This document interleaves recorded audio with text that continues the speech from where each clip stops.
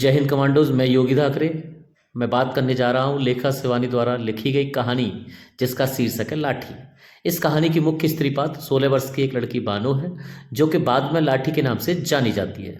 इस कहानी में मध्यम वर्गीय समाज में पति के बिना अकेली रहने वाली पत्नी के जीवन त्रासदी के बारे में बताया गया है। तो चलिए दोस्तों, कहानी को शुरू से समझते हैं। कप्तान जोशी अपनी पत्नी के मोहक और भोले व्यक्तित्व के कारण उससे बहुत अधिक प्यार करता है। अपने विवाह के तीसरे दिन ही कप्तान को युद्ध के लिए बसरा जाना पड़ता है। उसी समय देखा जाए तो बानो की उम्र 16 वर्ष की थी। अपने पति की उपस्थिति में बानो ने सास और नंदों के ताने सुने, भतीजों के कपड़े धोए, ससुर के हौज बीने और पहाड़ जैसी नुकीली छतों पर 5-5 सेर उड़द पीस करके बढ़िया बनाया।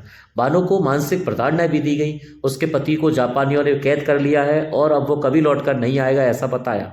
इसके बाद काम के अत्यधिक बोझ के कारण क्षय रोग से पीड़ित हो जाती है वो, और 2 साल बाद कप्तान लौट करके घर आता है तो उससे पता चलता है कि घर वालों ने बानो को क्षय रोग से होने पर गोटिया सैनिटोरियम में भर्ती करा दिया है।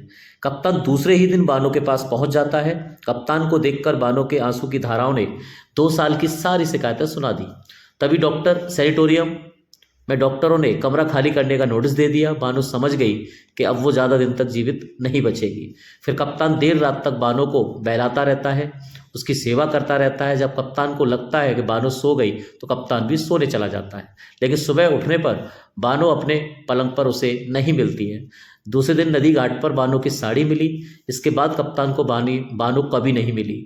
उसे लगा बानो नदी में कूद करके मर गई। जब कप्तान को पूरा विश्वास हो गया कि बानो इस दुनिया में नहीं रही है तो घर वालों के जोर देने पर उसने दूसरा विवाह कर लिया। कप्तान को दूसरी पत्नी प्रभा से उसके 2 बेटे और 1 बेटी है, और अब कप्तान मेजर भी बन गया है। 16 वर्ष बाद वो अपनी पत्नी के साथ नैनीताल घूमने जाता है। चाय की दुकान पर उसकी मुलाकात लाठी से होती है। मेजर उसे पहचान लेता है, लेकिन बानो उसे पहचान नहीं पाती।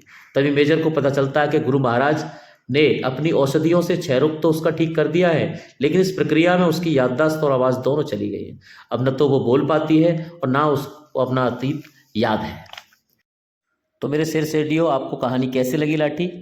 इसको चैनल को सब्सक्राइब करें, कमेंट करें और ज़्यादा से ज़्यादा कमेंट करें और लोगों तक शेयर करें। जय हिंद। भारत माता की जय।